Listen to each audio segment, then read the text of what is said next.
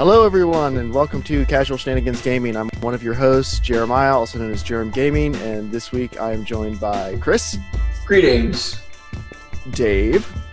Hi guys, I'm Dave, the not so evil Viking 13. And Scuba Steve. Howdy. Scuba Steve the Cowboy. Howdy right. is my line, Steve. Come on. Sorry. So we have a couple different things to talk about this week. Not as many as normal, but first we're going to talk about guns. And we're going to talk about guns because I got to do something that Dave didn't get to do, and he's a wee bit jealous. One of Dave, I don't know, is it your favorite gun or one of your favorite guns? Like, where does the M1 Garand rate in your... It's my favorite historical gun, like, post-war relic kind of thing. Okay, so hi Joel. By the way, you just get set up and start rolling. Joel joined the podcast. Everybody, Can you hear me? yes, we can. Hi hear you. Joel. Cool. So anyway, someone was over this No, past sir. weekend, and it was like some friend of my father-in-law's. His nephew happened to have an M1 Garand with him. He just bought an M1 Garand carbine, like in perfectly mint condition. And he brought it over, and I got to shoot a couple rounds through it, and it is a nice gun. It's not very loud, and it has almost no recoil. Really? What was it chambered in, the carbine? Name some calibers. Isn't the M1 by default 308? I honestly don't know, but it looked to be around that size, but I don't remember what he said. Or is it, I'm adding my Google foo here, 30-06? Sure. It didn't feel like shooting a 30-06, but it was good. I liked it. It was a really fun gun. One day I shall own one. I highly recommend it. Anyway, so that's guns for this week. But stuff we wanted to talk about. I actually have a gun-related thing. Oh, okay. What? I just emailed you both. Sorry, Chris. Is that actually Chris? Yeah. Yeah, that's Chris. It's Chris's evil twin. Well, we just lost a viewer. I started speaking and I lost a viewer. It's not my Thanks, fault. Joel. You've got to be used to that, Joel. No, I sent to you, Dave and Jeremiah, a photo of two guns. I got here late because my older brother he was doing a photo shoot, a zombie Walking Dead photo shoot. It was kind of, yeah. Anyways, it was kind of gross, but these guys actually had real guns there, and it was kind of freaking me out because I thought they were just airsoft rifles, and they're just like swinging them around. And Oh, don't tell me that. he said he pulled the pin out from one of the rifles. The gun is Still. always loaded. Still. Always. Yeah. You So, never. but anyways, Well, I sent the guns you- look nice. I sent you the rifle. Yeah. What are they? Are they just They're ARs. Are they? Okay. The one of them just looked extra long. So and I was like, Well, you can get different size barrels on an AR. Yeah, Joel, mine's a 16-inch, which is like the carbine, like the M4. These appear to be... No, they're still 16. Their handguard, or their rail is just bigger. oh, okay. So Yeah, I keep don't in know. mind, everyone else can't see everything we've just been talking about. So the guns look cool, but we will move on. If I could just rant about foregrips for a minute, why does Yes, you everyone feel like they have to put on a foregrip on their AR-15? I don't get it. I like gripping right behind the magazine, or right in front of the magazine. Sorry. Yeah, it's like an outdated grip. But some people shoot really, really well with that magazine grip. But I shoot well with I it. just- I would shoot a lot better if I had an extended buttstock, though. All the buttstocks are not long enough. you'll have to try my my Magpul CTR. I would love to. You guys are talking a lot about butts.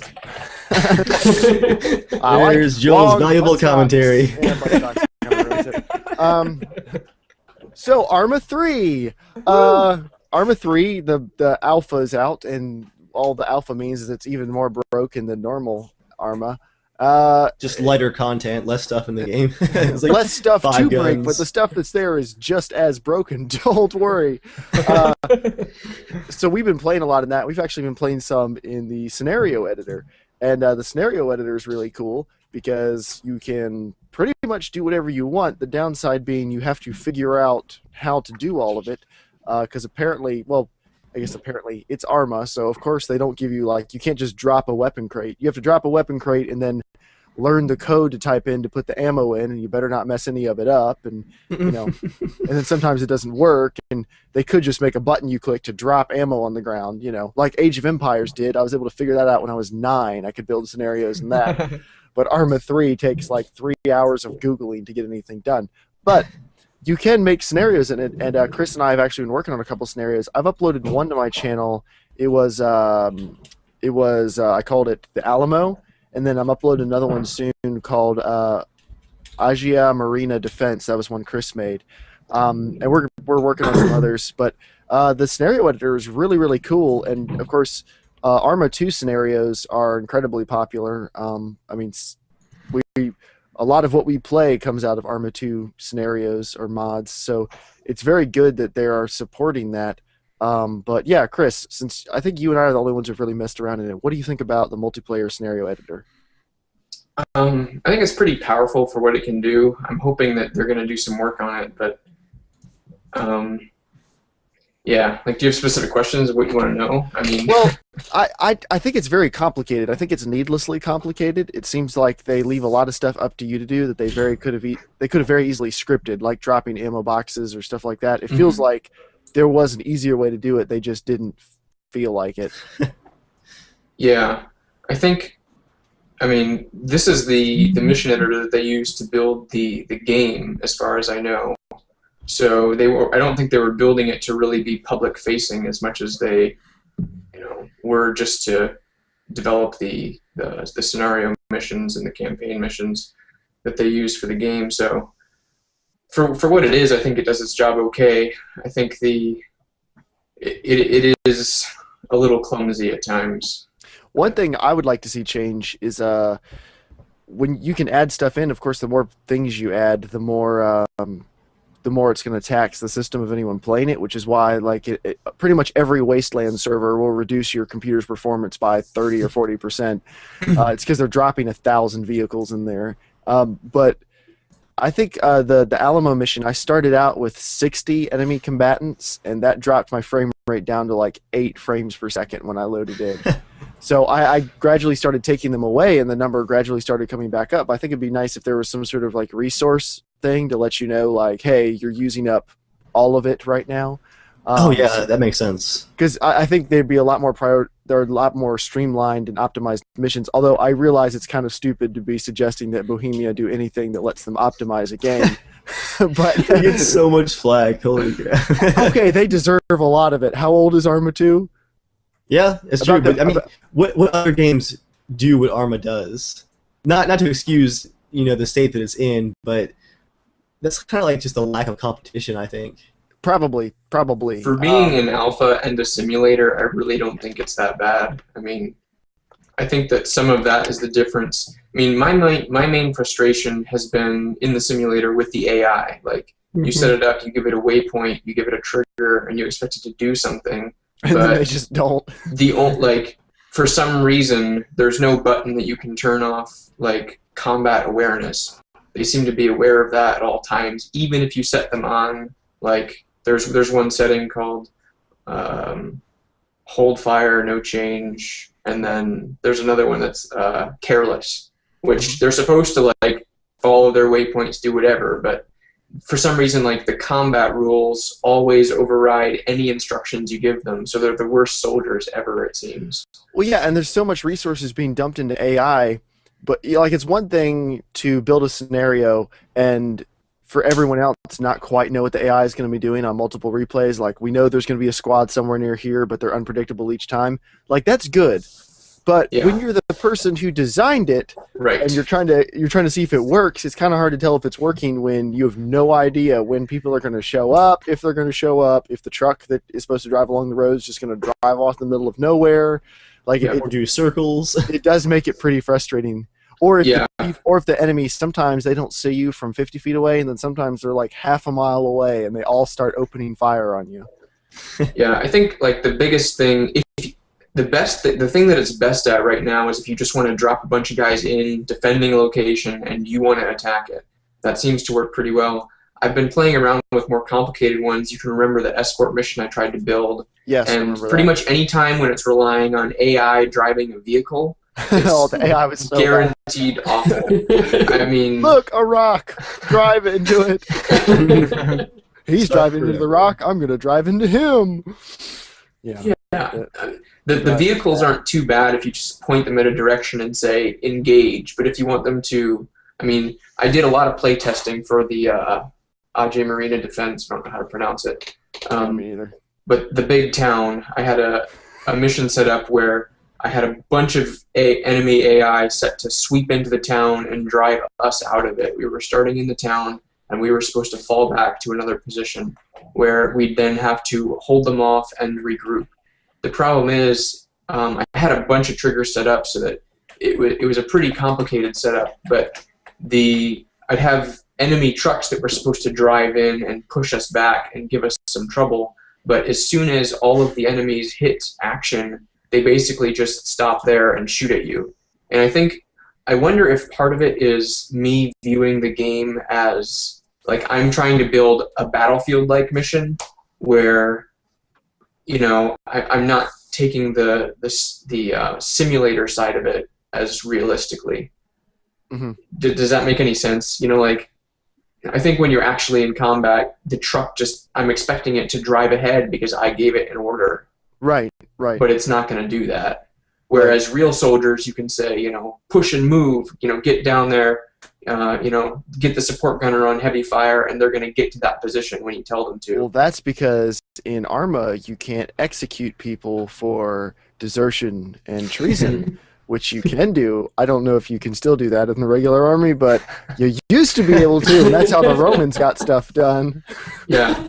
During my playtesting, I switched to the enemy side and was just watching them kind of fill the town. Mm-hmm. And the biggest thing, I mean, Steve can attest to this, I was basically just yelling at them all. I'm like, move, take those positions. And of course, they're just all sitting there laying on the ground doing nothing. And there's only like 4 friendly, or in this case, hostile guys in the town, and there's like 30 of them. And they're all just sitting around playing super cautious, not doing what I told them to do. Except for the AI trucks, which are busy running over the teammates who are lying on the grass. Yes, of course. Yeah. I think that, too, I'm running into, because I just got into Arma mission building, that I think there's a more advanced tool set which relies on scripting to get AI to do exactly what you want, exactly when you want. Right. But I just haven't learned that yet. So. Yeah, I've actually done a little bit of the Arma 2 editor. I haven't done a whole lot with Arma 3, just, you know, a few plays the AI and watched them duke it out. But I've recorded intros for both our Breaking Bad series and actually our standalone series. Intros have been done since like December.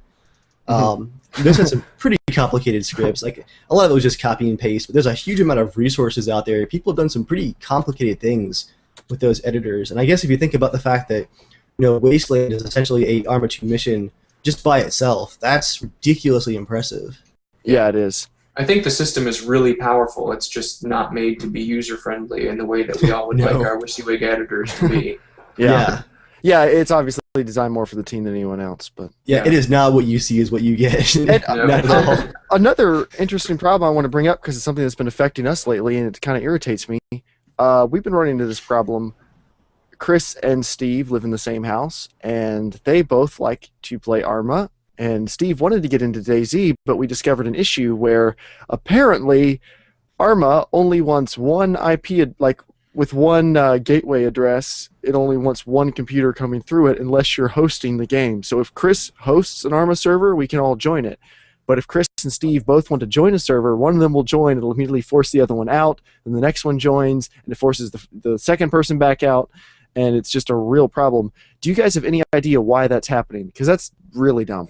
I mean, you described the problem pretty well. It's one that I've been doing a lot of research online, and it's one that a lot of people have been having. It's not identical in every case, but I've got some things I'm working through to try to get that to work. Okay. So, apparently Valve themselves have addressed it. So there's one trick that I'm going to try to do to see if that will get it to work, although it is a problem that I know is specific to the Arma games. So we'll see. I'm hoping we can get that remedied. We will see. It's a weird problem to have in 2013, you know? Yeah, it feels like it reminds me of when I was a kid. Like, I shouldn't be having to do this. Why am I having to open ports just to play online with my friends? You're a kid trying to get Age of Empires to work over a LAN. My yeah. Classic problems. We're talking about broken LAN systems. Real quick before we move on, I picked up from some game sale somewhere a copy of Mass Effect 2 for Origin. So we're going to give that away in the stream tonight. Woo! So Dave, I'm going to assign you to come up with some sort of trivia, something we can do live in the stream that someone can do to win Mass Effect 2. And if no one wins it, it goes to Dave because he hasn't played Mass Effect 2, and hopefully this will guilt him into trying it. I have the first two. Oh, well, it'll go to someone else. But yeah, at some point we'll give that away. This is kind of off the cuff, so anyway. So we've been doing this series in DayZ called Breaking Bad.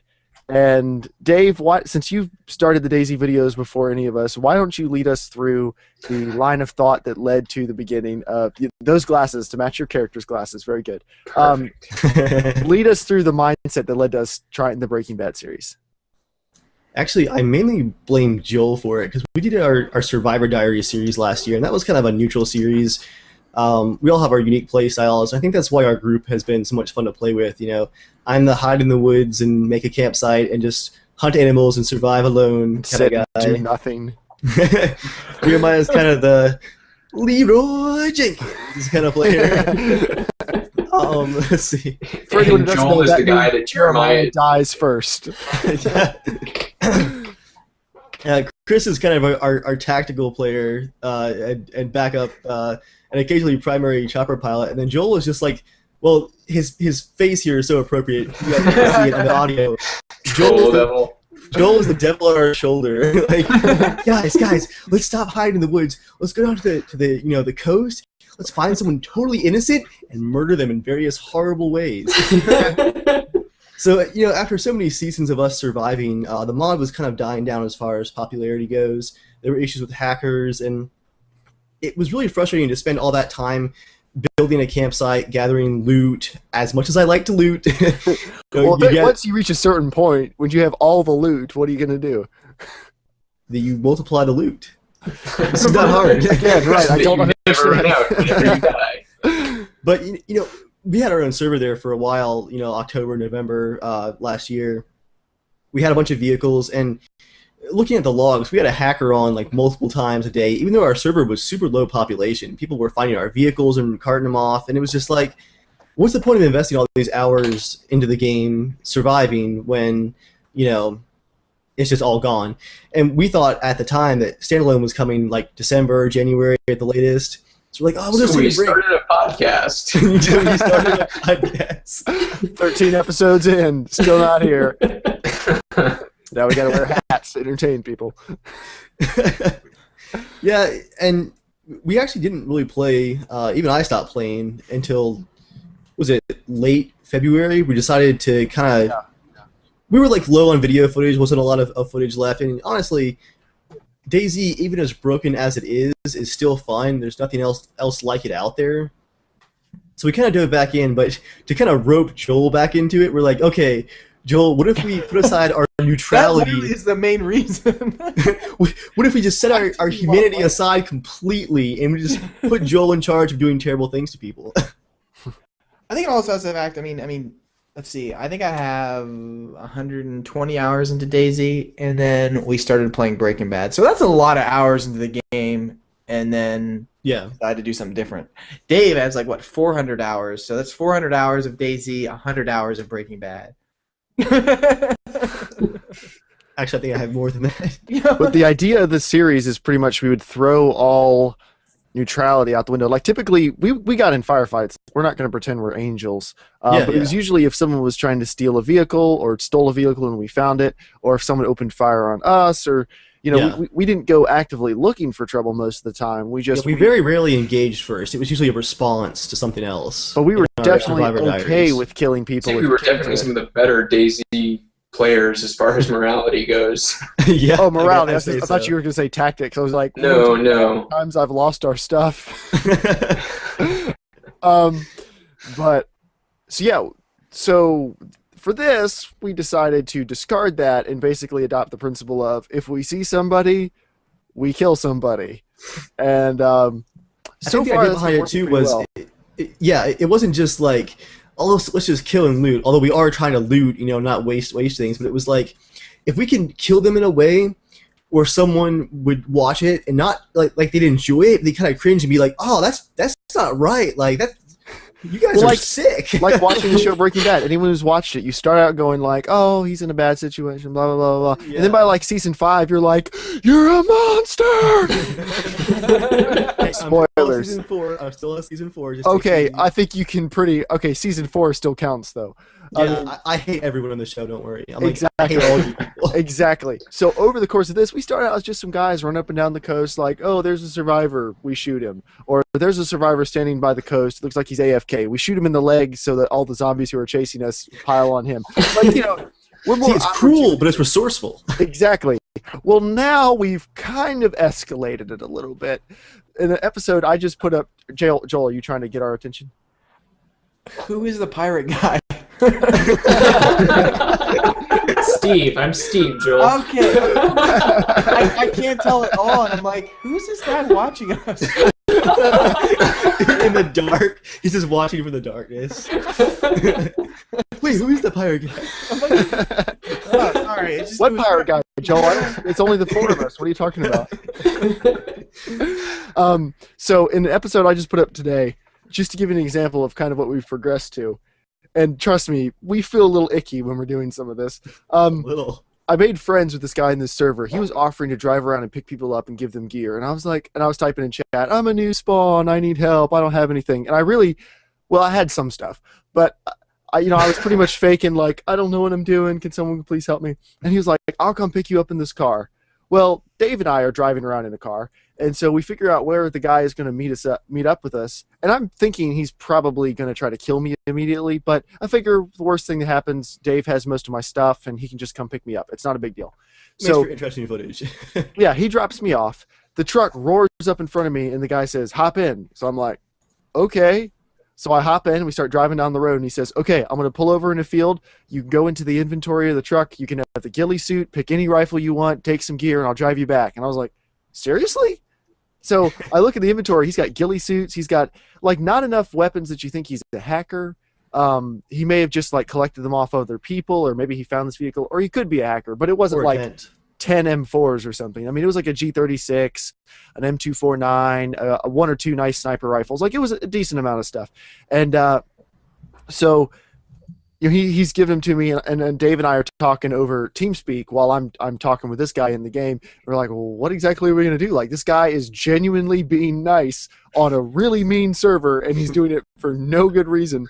So when he drives me back to get dropped off, as soon as he drives up, Dave held us up like a highway robbery and said, get out of the truck or I'll kill you. And so, I just start kind of yelling over chat, what's going on? And then Dave shoots the guy. And Dave got the idea for me to throw all my gear into our car.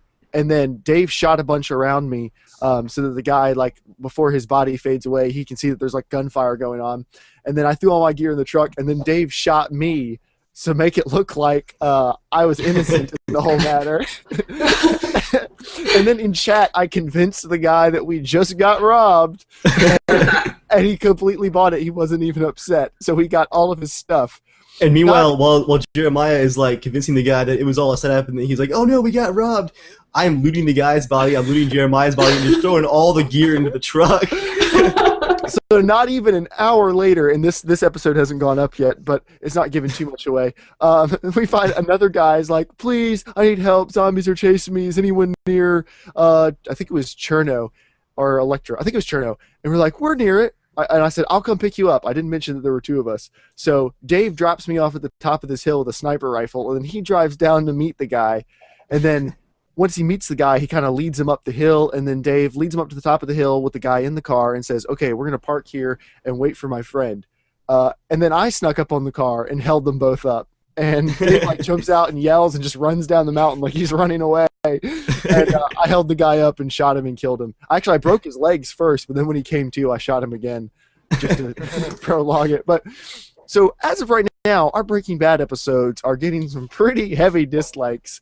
The one I put up today is currently sitting at a 40% dislike rating, which and let me read you some of the Reddit comments I've been getting, because it is just, not everyone seems to understand exactly what we're doing.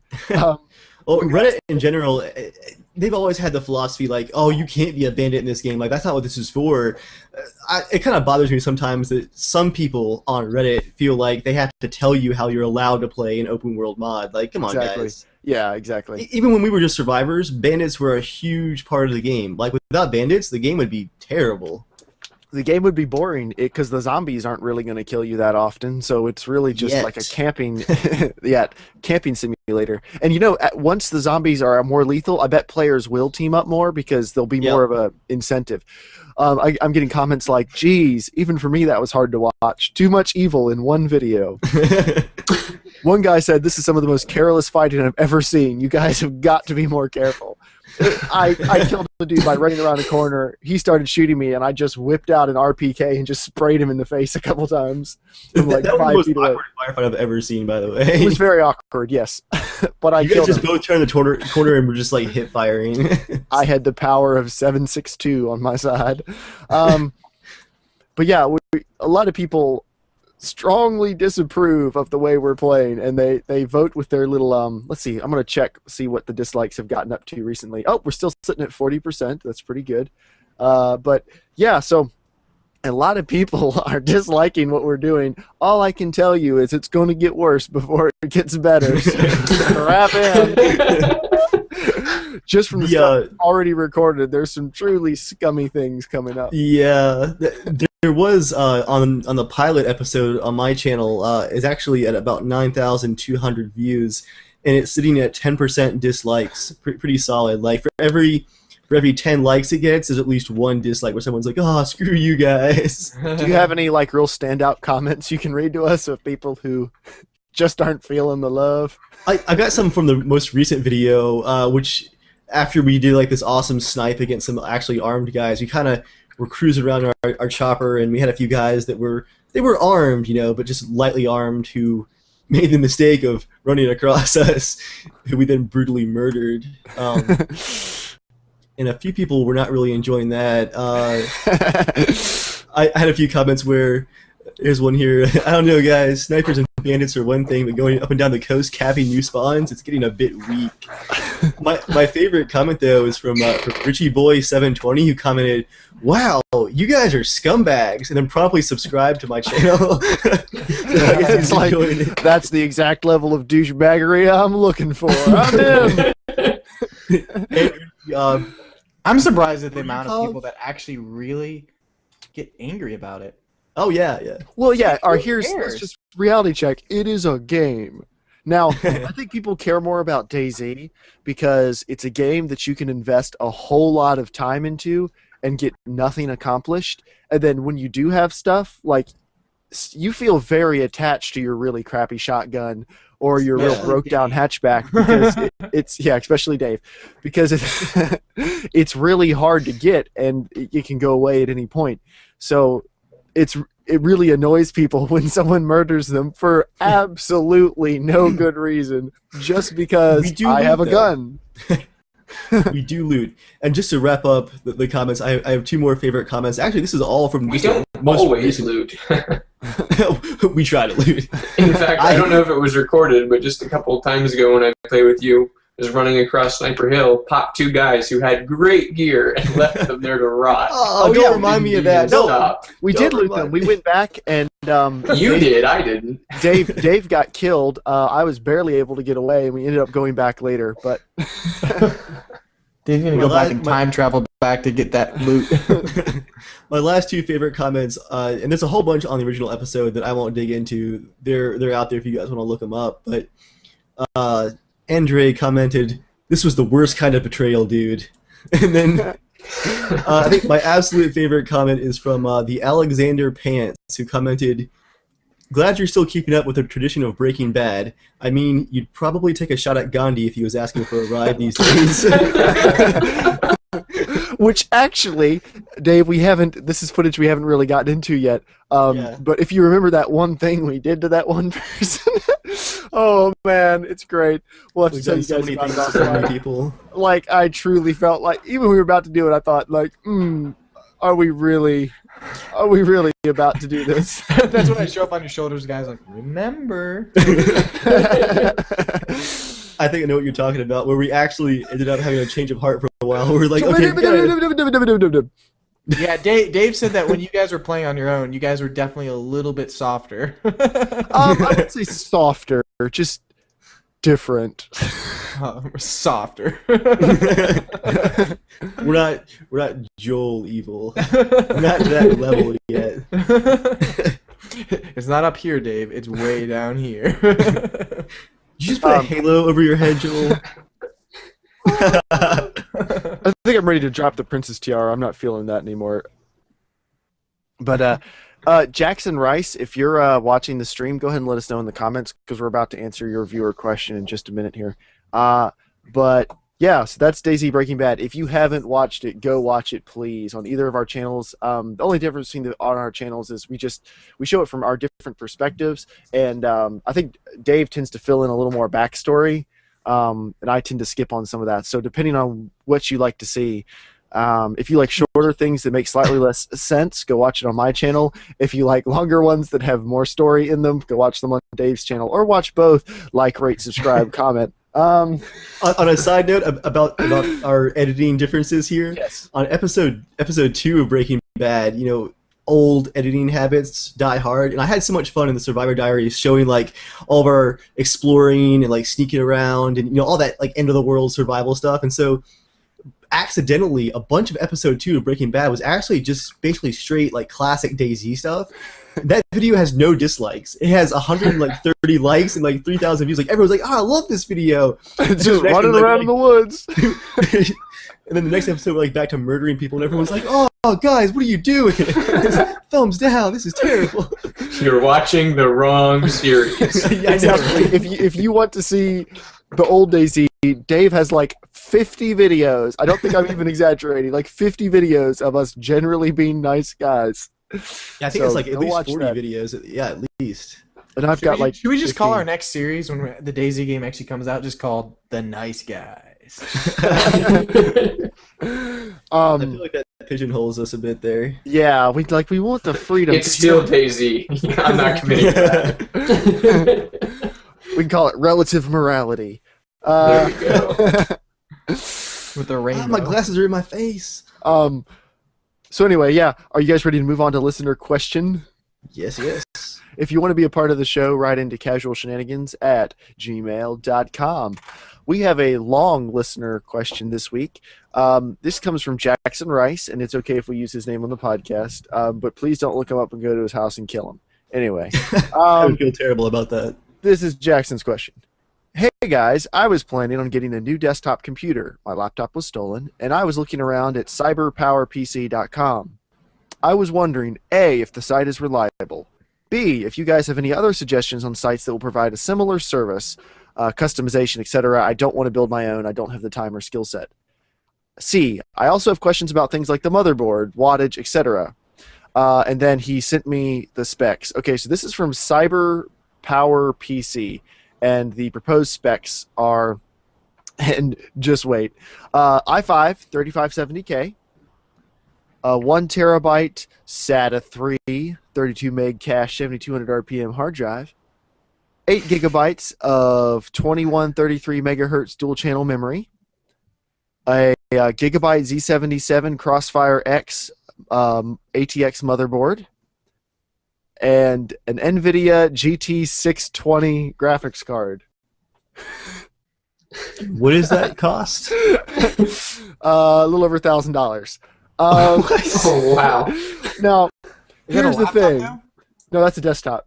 Oh. Here's the thing. Processor. Great processor. Pretty much the standard recommended gaming processor right now. Hard drive. Not bad. It could be an SSD. It could be a slightly faster hard drive. But that's not bad for gaming.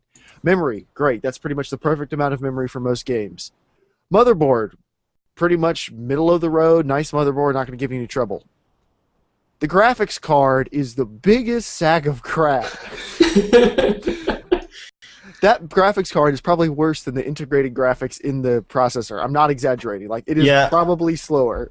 I think my LG Media phone actually has more GPU power than that card. Which a lot of custom PC sites, and by the way, CyberPower PC is one of the worst. So to answer your question about are they reliable, do not buy from them. Do not buy from iBuyPower.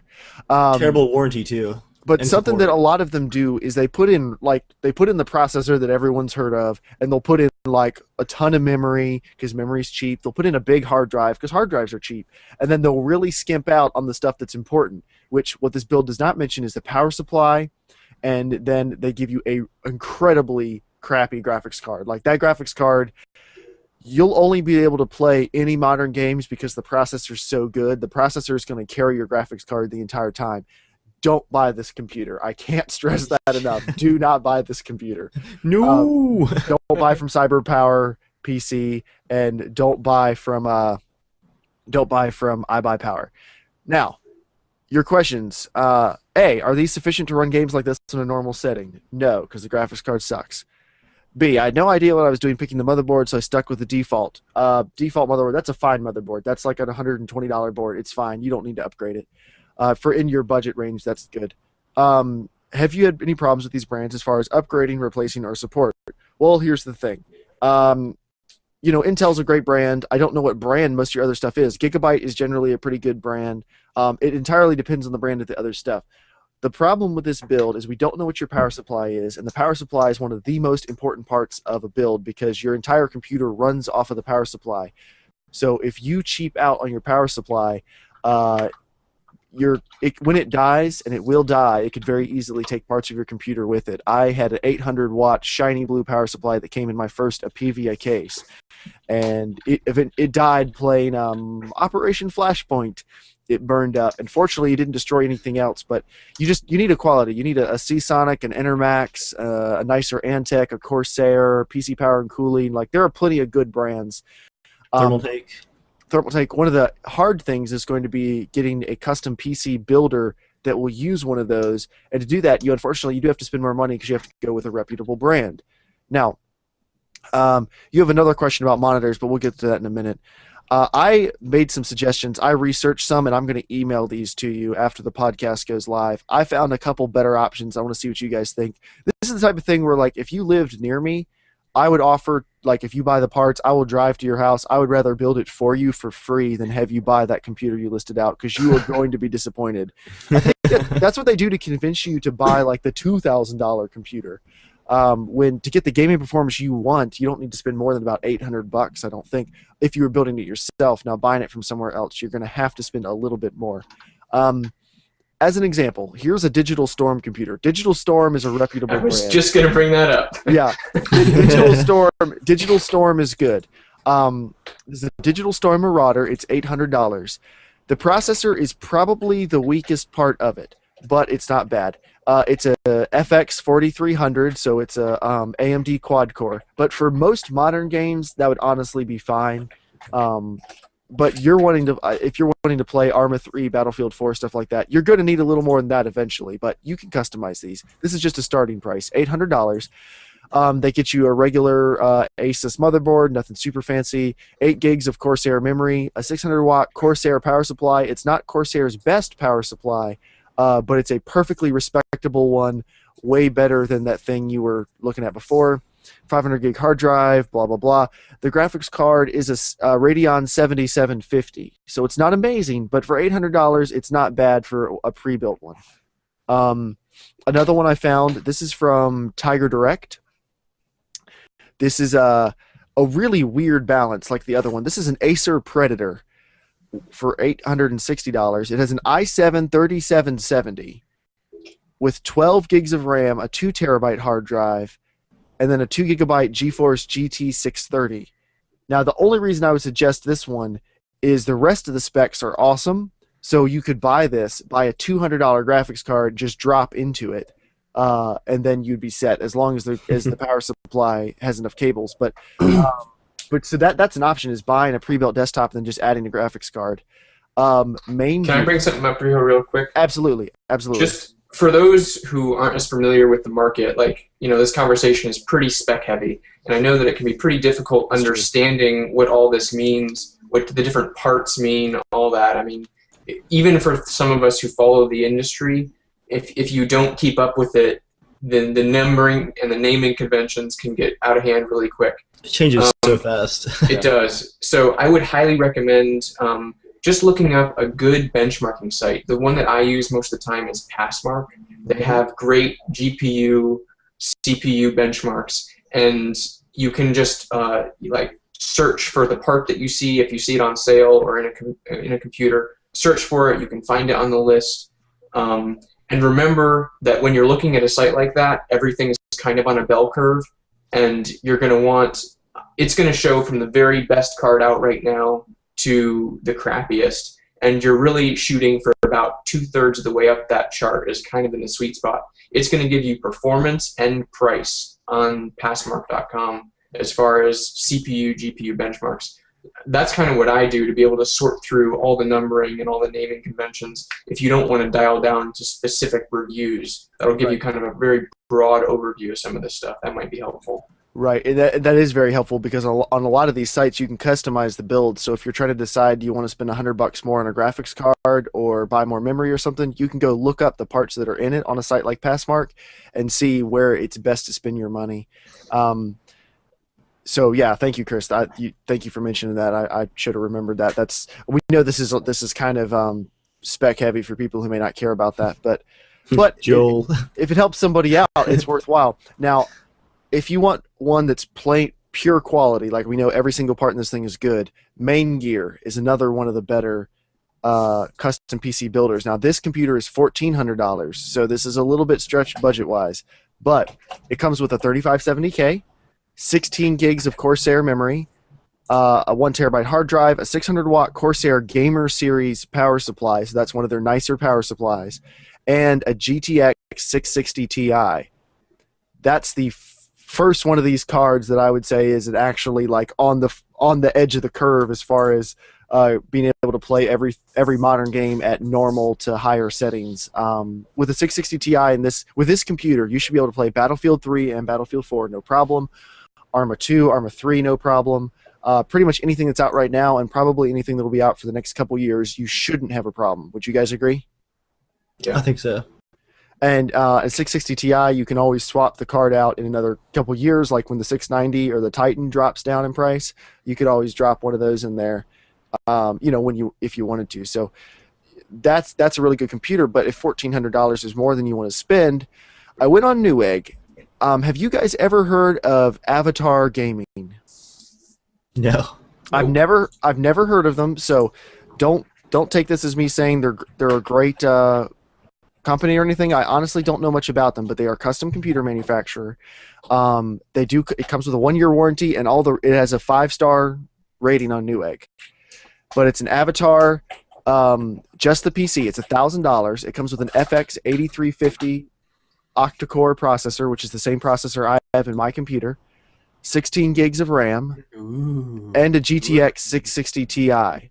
So that's actually a really awesome build for $1,000. You couldn't, if you bought all the parts yourself, it wouldn't cost you a whole lot less than $1,000 to do this build. So that's actually a really good deal if this is a good company, and you might want to research them. But again, I'm going to send you this link so you can look at it yourself. Again, I'm not necessarily endorsing them or anything, but yeah, that might be good. That spec-wise, that's really good. But you probably don't want to spend a lot more than $1,000, $1,300.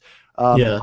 More than that's just going to be buying you features and stuff. Like for the looks of it, you had to spend at least $2,000 to really get a serious step up in card performance. Now you said you don't have the time or the skill set to build a desktop. I'm not telling you to do it. You can do whatever you want, but research it some. If you want to go to reddit.com/r/buildapc. There's a really helpful community on there that as long as you like Intel and NVIDIA, they'll help you out. Or just go to YouTube. Bad experiences there, Jeremiah. Yes, we'll talk about that in a second. And they can help you out. I built my first computer when I was 18, and I didn't really know anything about it. It's not that hard to do. How many times did it take you to get it right, though?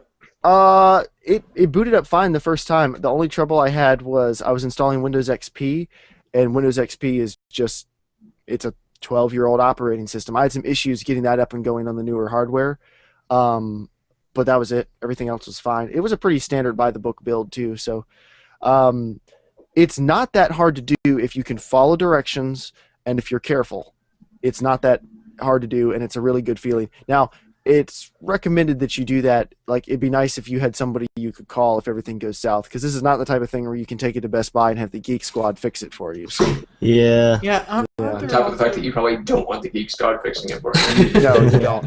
Isn't there also on Newegg you can just buy was it? I think it's called Bare Bones or something. Yeah, like you that? can buy. Where basically there's almost everything all together besides video card and stuff like that. There's a lot of sites that compile lists of, like, I mean, I think just Maximum PC, for instance, one of the most popular ones out there. You know, they typically keep up-to-date lists of, you know, 3 different system specs, kind of a low end, a mid, and a high.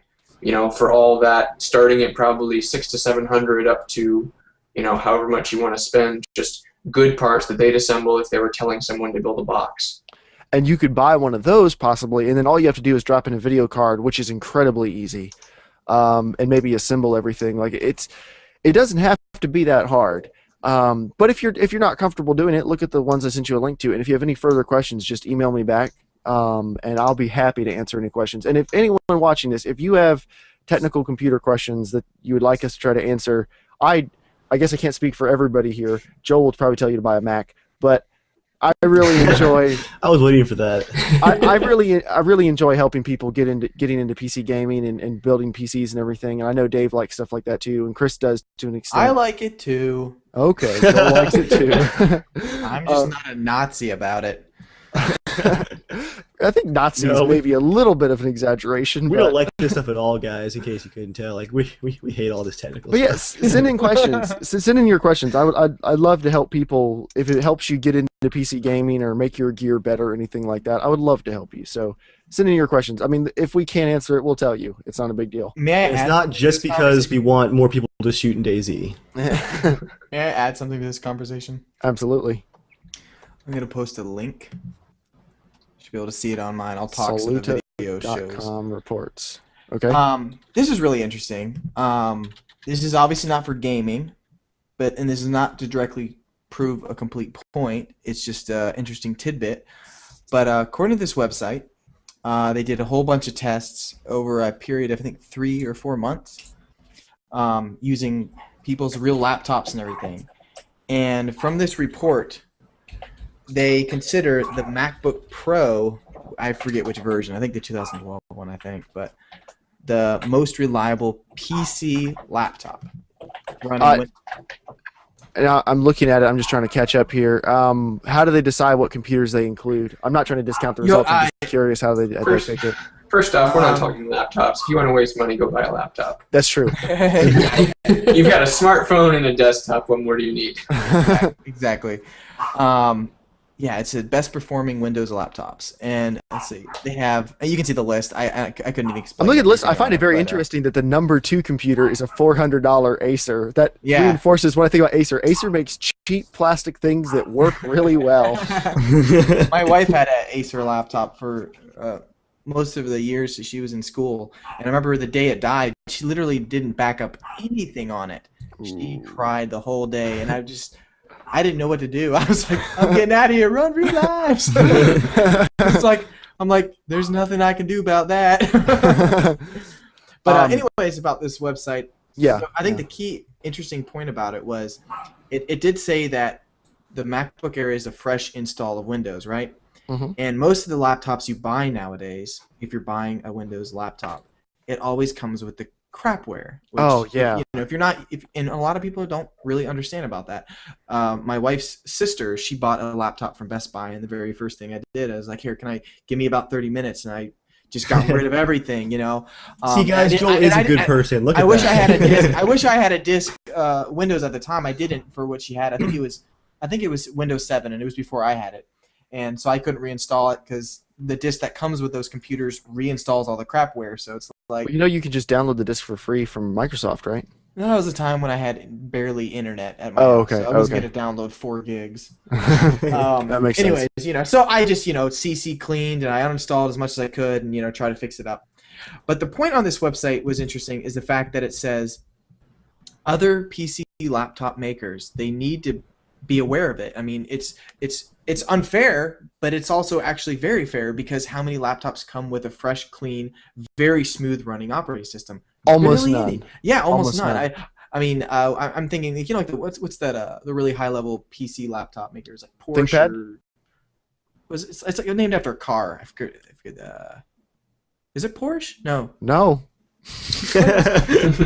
I know that there's Ferrari. Alienware. Ferrari? I know Alienware. But I thought it was I mean, there's a Ferrari branded Alienware laptop. Oh, maybe but so. That doesn't know. count. That's Okay, well, let's just say Alienware. Like, do they come loaded with crapware? Alienware are Dells. They're like Are they? bottom of the barrel. Yeah. Okay. I mean, even nice laptops though, like a ThinkPad is honestly, whether you like Macs or PCs, a ThinkPad is one of the toughest, nicest, most durable laptops you'll ever use, and they come loaded with bloatware. To go back to Joel's point about taking stuff off it, if any of you don't know, there's a program called PC Decrapifier. Download that thing. I You run run it. it on at least like 5 relatives' computers. Saves Yeah, you much time. You just set it up and run it, and it cleans it all off. And you have to sit there for probably an hour or two just clicking next, next, next. But it queues it all up, and it's really good. But yeah, anytime I get a computer, if I've got a little time before I need to deploy it at work, the first thing I do is wipe it and reinstall Windows, because Joel's absolutely right. What makes the MacBook Pro one of the best Windows laptops is not that it's just magically amazing. It uses a lot of the same internal components as most other laptops that cost that much. So it's a well-built laptop, but there's not like some magic to it.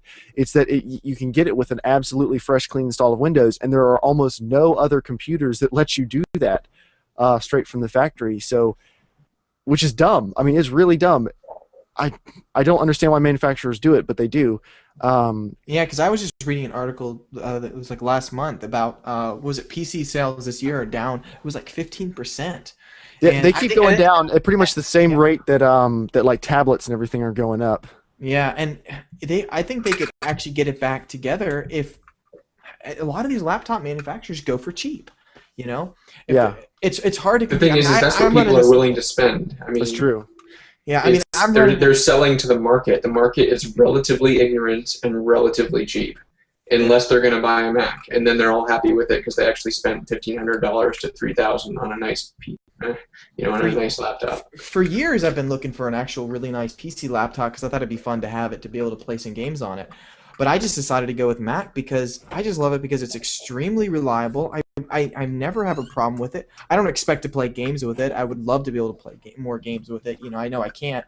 But, I mean, I have a MacBook Air. It's not failed me once. I've not had it crash once. Not even one time. And it's 2 years now. It is really hard to find a good boutique PC laptop builder these days. Now, if you're looking for one, Clevo and Sager. Yeah. Well, my awesome laptop in 2006 was a builder. It was Hypersonic, and they basically built Clevo-based laptops and then made them look pretty. They went out of business a few years ago, though. My laptop was amazing. The build quality was great, and I was playing new games for like 3 years on a laptop. Mm-hmm. I've got a friend I recommended he get a Sager, and I don't think it came with any crapware on it. I think it was a pretty good build. Now, the difference between that and a MacBook, though, of course, is that this was not like some 3/4 of an inch thick powerful computer. This thing was like an inch and a half thick and weighed like 8 pounds. It had a serious graphics card in though, a much bigger graphics card than you would get in any Apple product, and like 95% of all PCs.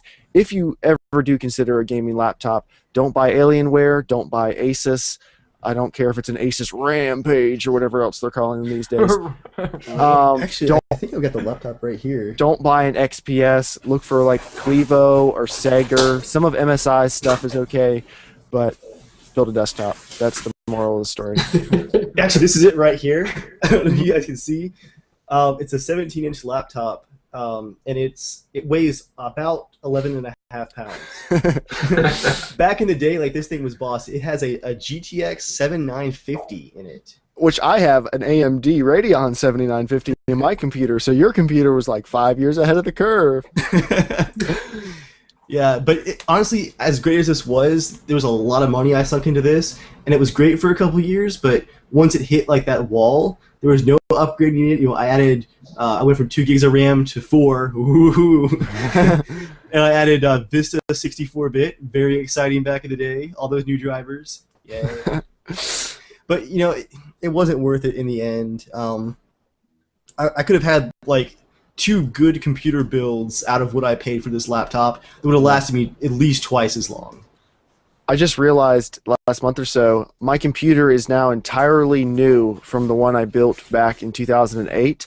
I just replaced pieces one at a time. I added more memory, and then I went to a different processor, so I got a different motherboard, and then I switched cases. Just every year I upgrade 1 or 2 little things just to make sure I can play the biggest stuff, the biggest and the baddest stuff. And so now, for the first time, my computer is totally new from 2008, and the price of everything I spent for it, including the original computer itself, is probably about the same as Dave's laptop cost new. I'm guessing like $2,300. 2,600, yeah. 2,600. Okay, so his computer, that laptop can't really play many modern things anymore, but my computer is still pretty cutting edge. So that's just, I'm not trying to brag about my computer. It's pretty standard parts. There's nothing that special about it, but it's the difference in the setup, right? Desktop versus laptop. Anyone can do that.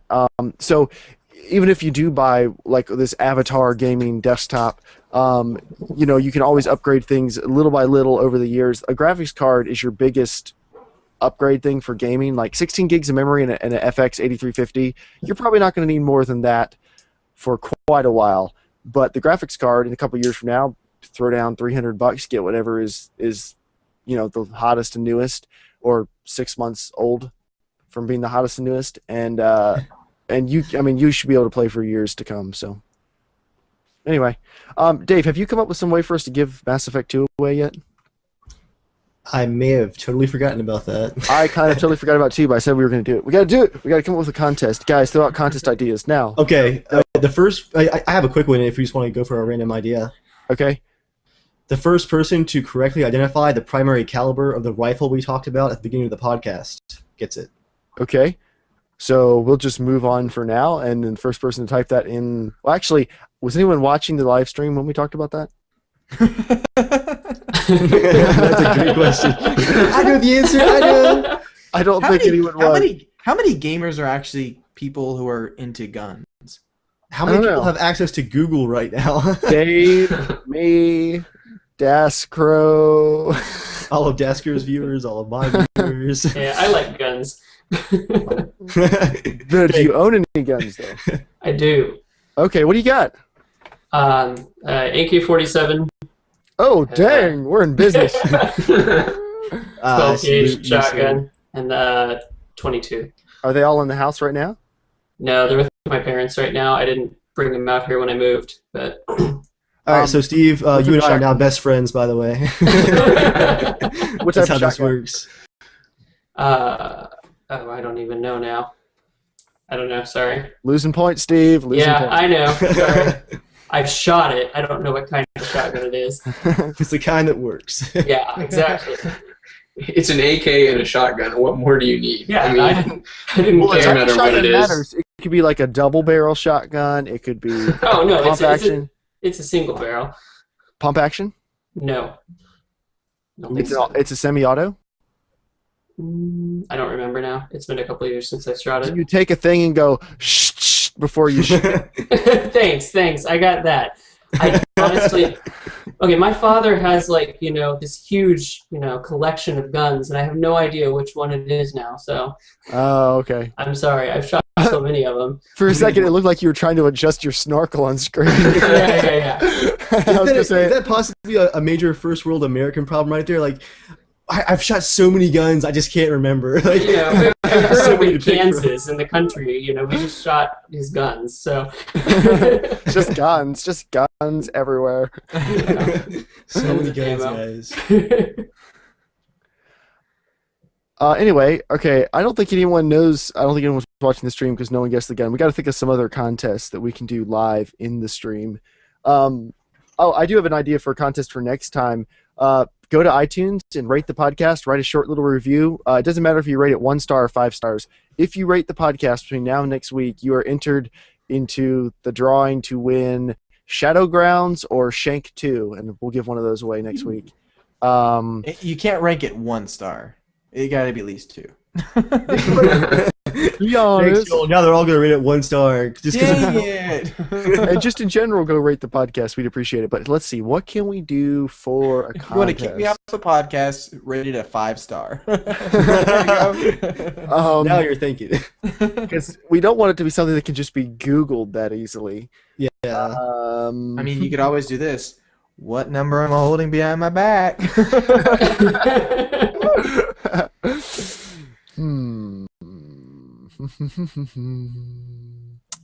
Trivia for podcast listeners. And if no one gets this, we'll move on to a different one.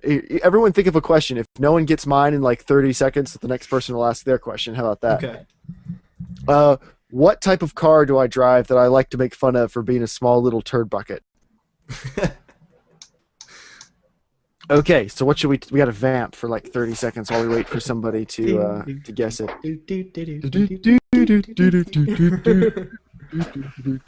Okay, enough of that. Dang it, I ran out of topics. I really should have announced that. We really should have. Yeah, we're sorry, guys. I have a few ideas for questions. What do you guys want to talk about? What's going on with you guys? Oh, SimCity patch came out Monday. Finally, the first full large SimCity patch. Not only can you not play online, but offline. Offline, excuse me. Of the incredibly long list of bugs fixed, one of the major ones was when you place your mayor's house, your mayor's car now drives to the city hall each day. Obviously, a high priority update. Honestly, this patch has weirded me out because it was supposed to fix things like casinos not working correctly and the fact that tourism is so unreliable. Like, you've got a good bus system, right? You've got an airport, you've got a train station, you have good highways with only mild amounts or medium amounts of traffic. You know, your tourists and your casino stuff is set up pretty well. And one day you'll have like 40,000 tourists, and the next day you have 0, like the whole day. And then like the next day you have 5,000, and then it's 80,000. Like, there's like no consistency. They're supposed to fix all that. Nothing's fixed. Education still does not propagate correctly. I have a university, 2 high schools, 2 schools, a library, 2 community colleges, all in my little tiny city I get, all taking up room. My education still is only at about 75%, and all my factories are closing for lack of education. I'm like, these people have like they can choose which school to go to in this You tiny can lead a little horse city. to water, but you can't make them learn. And there's Maybe still you need to do education vouchers. I need to give away more scholarships. I don't want to get on a political soapbox real quick, but I think this might have been in Tennessee. So you guys who live out that area might know. It was just in the last like 2 weeks. This one politician, I believe it was a senator, seriously wanted to introduce a bill, and he was Republican. If you won't be able to guess that. He wanted to introduce a bill where if kids whose families are on welfare, if the kids are doing poorly in school, they cut the parents' welfare checks. So not only they cut their food stamps, so not only are you maybe hungry and don't have any nice shoes to wear to school, but we're going to take away some of your parents' food money and tell them it's your fault. Have fun learning. Hey kids, guess what? You're stupid, and you're the reason your parents are hungry.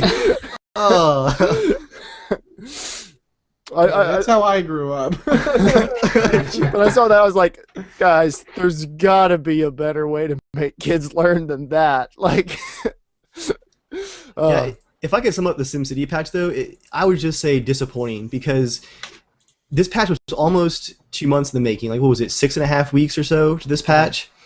And there's still a bug where pollution drifts in and out of your city borders, like, not dependent on pollution in the region, just coming from somewhere. Like, you have no control over it. Like, your residents are like, oh, I'm complaining about pollution, and you're like, oh, did I put a factory in the wrong place? Like, no, I built my city carefully, but I'm getting pollution anyway. Global leaderboards rewards and achievements and contests are still disabled 7 weeks after the game launched. By the time they get them up, no one's going to care. It's getting to that point. And a big one, and this is funny because Amazon actually has screenshots of this, and no one's even seen it in game yet. There's supposed to be a global market in the game. Like, the idea was, this MMO SimCity where if you build a CPU factory and you're refining metal and building CPUs and shipping them out, you can't just crank out money on CPUs forever. If everyone's doing that, the global market, theoretically, for CPU prices actually drops. It's a great idea in theory. That's a really good idea. So, like, not everyone can just go, because it's right now making CPUs is like a super easy way just to make millions of simoleons really fast. It's stupidly easy. But the problem is the global market is not only disabled, no one's even like seeing the UI for it in game. Like, there's no signs of how to open it or see it. It's all invisible in single player right now, and I'm not even sure if it's ever going to come. So once again, and I keep laughing because I play SimCity in the background constantly. Like, if I'm at home working on stuff around the house or like working on some photos or something, like editing pictures, I've got my SimCity going in the background like at full speed, just building population. I'm at 138 hours of the game being running at least. Wow. And it's a great game that is just so horribly flawed. Like, if they had given it 6 more months of polish, people would have been blown away, I think, even with the always online requirements. But well, if always online worked properly, yes, people would have been liked it better. I still don't like the idea of them having it, but then people at least wouldn't be angry. If it provided value, like, the global market, and for instance, if you send money between cities, supposedly like, oh, this rich city can help out this poor struggling city. Well, yeah, you can do it, but I've had 800,000 simoleons disappear in transit between cities. Like, I sent it. It's gone. Highway robbery. That's awesome. Did you send it to my town? Oh, actually, yeah, Joel, you have like 3 million simoleons now. When you log in next time in your city, by the way. Charity. Okay, so Dave, I don't think anyone's gonna get my question. I have a quiz. Okay. Well, Dave has to go first though. Oh, okay. Sorry. I have mine. Okay. And I guess people listening won't be able to participate, but they're not watching live anyway. So for those of you that have the camera, the first person to correctly identify this firearm right here gets the game. Can you guys see that pretty clearly? Yes, I can see it very clearly. Okay. All right, now put it down. Put it down. Did it identify the manufacturer or just the just the type? And if you get okay. a specific type, you get extra points. And what is floating around my head? Was that my cowboy hat just went by? I don't. It's something weird's been floating around your head It's for like a while. a series of question marks. Oh, I have the question marks back on. You've got question marks in orbit. Oh, I do. I still have those question marks up. Yeah, I guess that's appropriate. Yeah, you just need to get the type of gun. Now, if you're just listening, let's see. Can we give you some sort of hints you might be able to guess? I talk about it a lot. Dave talks about it a lot, and it's the gun that Tom Hanks shoots the tank with in Saving Private Ryan. Oh, don't do that for the live streamers, though. What? That's too easy now. That's Everyone knows that. That's Okay, Googleable. if anyone knows if they play any of the video games we do, they know what that gun is when you have it. Yeah, this is a email you, or are they supposed to just tweet in the or message in the tweet, live chat? post it in comments, anything. Post it in the comments in the video will get you to see it earlier. Checking Twitter, nothing on Twitter. We have to remember there is like a 10-second delay on the live feed, but excuse me. That was gross. So Joel, do you have 90 seconds for us this week, or did you totally forget about the podcast? No, I got one actually. Sweet. Okay, it's time for 90 seconds with Joel, the part of the podcast where Joel talks about something for 90 seconds. Joel, go. And if you pull out a soda, we're gonna cut you off. Just say, or drink some brisk. Hey, you remember it? It was a lasting memory. No, today's thing. If you guys have been following any of this, there's a remake of a lot of games lately. Being converted to HD, like the Metal Gear Solid series, and just lately they're working on a remake HD version of DuckTales, old NES game. I don't know if you could check it out. It looks pretty awesome if you like those kind of platformers. But it got me and my friend James speaking and just talking about it. We were thinking, so a question we have is, if you could choose any game you'd like to be remade in HD or updated to nowadays standards, what game would that be? Ooh. I want to just go straight down the line. Answer. All right, Chris, we'll start with you. Recoil. What's that? I don't know if anybody's ever heard of it, but I'm Googling. it's this epic tank game, which, yeah, I don't know how to describe it. It's a tank game. Your tank can change mode, shoot all kinds of different awesome weapons. It was a ton of fun back in the day. It does look interesting, and that's features that like other games haven't given you. It's similar to things that I don't think a modern game has quite recaptured it in the same way, but It looks interesting. it was pretty unique. I think I'd be okay with that. Dave, what would you like to have remade? I know I'm not alone in this one, and it's kind of an obvious answer, but it was the first thing I thought of, so I'm going to roll with it. Battlefield 1942. I want to see Battlefield 1942 on Frostbite. I want to see it so bad. Can you go ahead and package in Battlefield 2 with that, just so we can take care of it all in one go? You have played Battlefield 3, right? Yes? That's pretty similar. Oh, really? Oh, really? Airdrops, commander mode, maps that don't suck.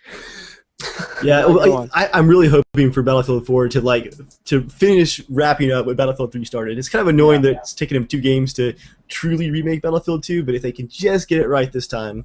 I mean, I love Battlefield 3, but I keep saying it just a little bit more. And it's gonna be amazing. What game, Dave, would you choose that is not like more of a nowadays game? Really quick before Dave answers, Joel, ask your quiz question because no one got the gun. Oh, really? Okay. What are the 4 character names of the 4 playable characters in Left 4 Dead 1? Okay. Nice. Of course, there's also the possibility that no one actually wants this game. If you don't care about this game at all, just look at the Yeah, chat. it's Mass Effect. Everybody has it. All right, sorry, Dave. Continue. I'm gonna go text message James to get on the chat. He wants. I'm going to let Jeremiah go next because I got to think. Battlefield was my first idea. I gotta So- think.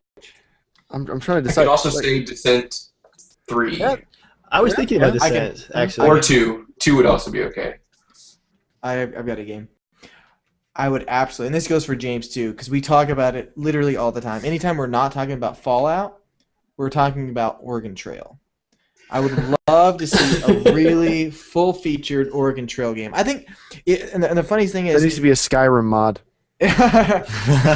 we both got the game Red Dead Redemption, and I ended up not really liking the game that much. I don't know. It got repetitive and got a little boring for me. But the best part of it was the multiplayer because you could just explore. And James and I, we got the game. I think we only had it for 2 weeks, and then we got back. But the first thing we did and the only thing we did was just ride around in wagons together. That was it. Just rode around in wagons. Man, you That guys was know how such to an have a good time. amazing game, and you picked the multiplayer to be your favorite feature. We were just riding around in wagons and exploring towns, and it was great. You guys should play DayZ. Yeah. You know, if Red Dead Redemption ever does make it to the PC, I bet someone will come up with an Oregon Trail mod. And if you like Oregon Trail, you should play the zombie game called Oregon Trail. So it's basically it's a very faithful recreation of Oregon Trail, but with zombies. It's pretty good. You should try. Yeah, it. I paid like $4 for it and only played a couple hours, but still, it was just fantastic. It was so much fun. For my game, I was going to say Age of Empires, but they did come out with Age of Empires HD. But from everything I've read, that turns out it maybe wasn't not that great of a remake. So Age of Empires would no longer be my thing. I might say I'm gonna have to come up with a couple. I might say the Metroid Prime series on GameCube, because I really really enjoyed those. I might say Spider-Man 2 on the GameCube PS2 era, Spider-Man 2. That's one of the best superhero games there's ever been. The qualification is you can't release it timed to a movie. Exactly. You just have to make the stinking game. What else? I'm trying to think see, on the PC, I stopped playing the PC around the Age of Empires 2 era. After that, I stopped playing it. So, and then as soon as I started playing PC games again, well, they kind of are all HD for the past 10 years.